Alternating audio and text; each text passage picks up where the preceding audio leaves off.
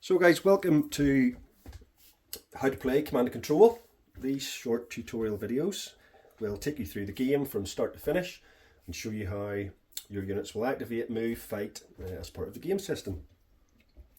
So the first thing to be aware of is that Command and Control follows the roll under combat system, which is a system of our own design.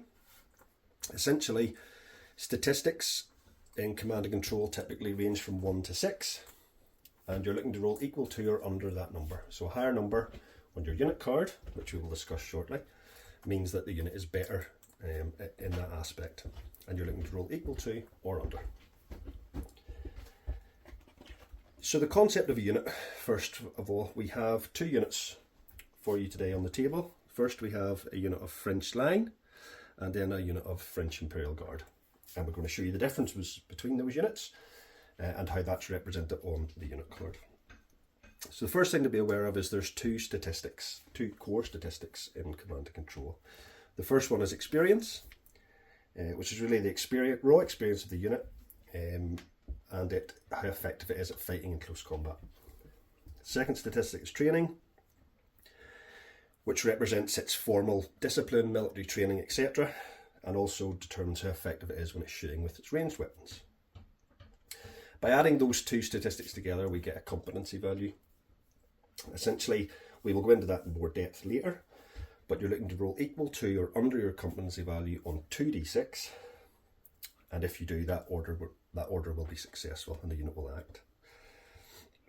So Ian is going to run you through now the concept of the unit card and look at the differences between two units in C&C.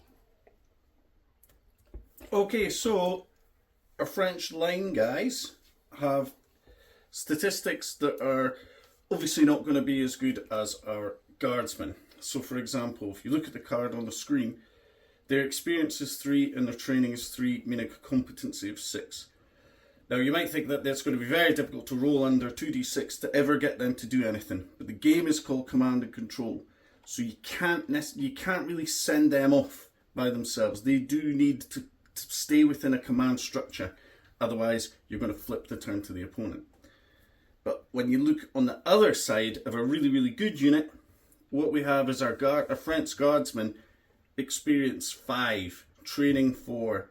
These guys will be a competency 9, so they will go without the need for much command and control. You can trust them to follow orders. They are that good. When we look through the card there, the points are still blank at the moment because we're working on that, and that's where the community comes in. So unit size 12 for both, that's easy enough. Movement is 8. We just kind of figure that in a specific genre, not everybody is a Usain Bolt style. People generally are of the same kind of movement value, you know, they've got kit on them, etc., etc. They're moving around, so more often than not, units generally kind of move the same. Obviously, if you're going back into medieval and stuff like that, knights carry more armour, their kind of things, their movement's impeded, so they'll be a bit slower than the likes of just a little guy with a hunting bow. He's going to be faster, but we'll come into that with different unit types. But mostly, infantry will all move the same.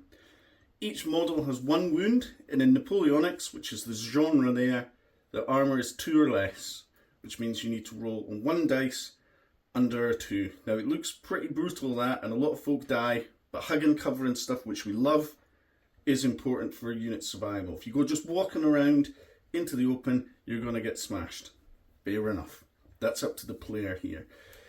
Muskets, again, now we've got quite short ranges because we want to encourage folk to play on tighter boards and really get stuck in from the get-go.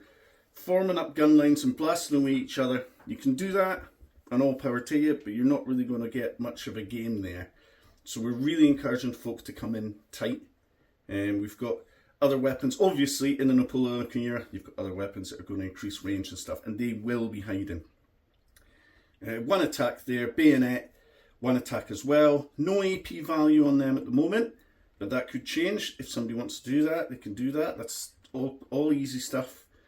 You'll see in the abilities and weapons, both the French line and the guard have close ordered fighting, and they have close ordered shooting. That means when you rank up in a traditional kind of in more of a kind of Napoleonic way that people will be familiar with, you're obviously side by side with your colleagues. Now that's fine for French attack column, hence the close ordered fighting, but also likewise, if you can form up into a block and you're nice and ordered and organised, then you're going to get +1 to your shooting as well.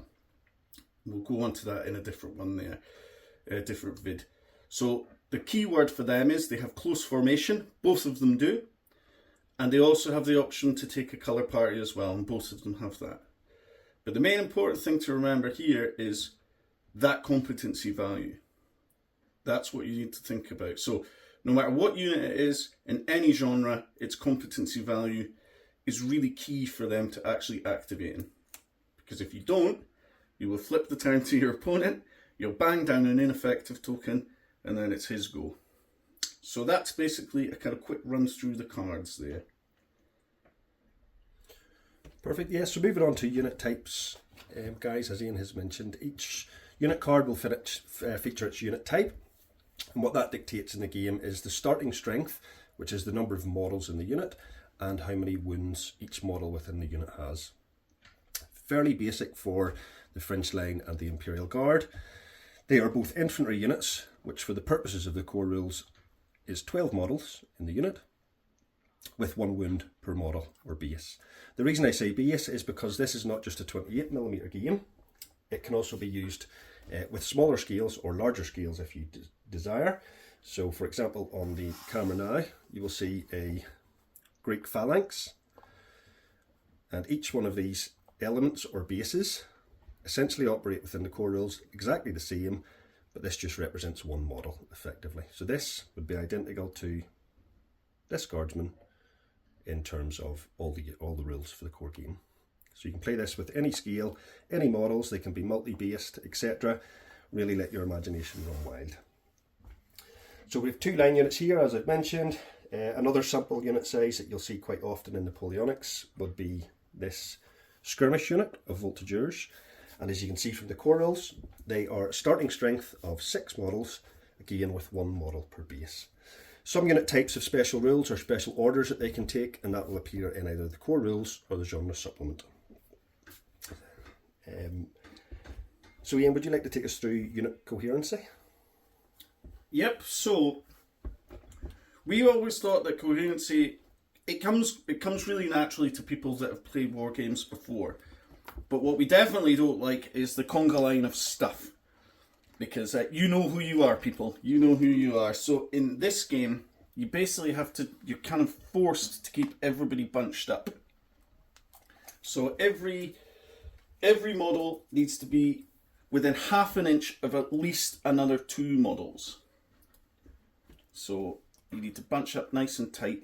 And that just keeps things tight. And it stops these weird shapes. Because we've got to remember as well in CNC, they have to shoot the closest unit, which is something we'll come on to. So if you're making all these wacky shapes and all that, you can skew the game. So we tend to, well, don't tend to, it's in the rules that you need to keep nice and tight together. And that just means that you can move things around and it looks right, if you catch my drift. That's that for the coherency, I think. Yeah, thanks Ian. So yeah, the last thing that features on a unit card and is important for the purposes of the game and in particular genres is unit keywords, which you can see here at the bottom of the unit card on the screen. So those keywords basically interact with different parts of the game, and a unit would have to possess that keyword to avail of that rule essentially. And we'll come on to more of those later on in the how to play videos. But with that, we are going to move on now and talk you through the game turn and how to actually order and activate your units in CNC.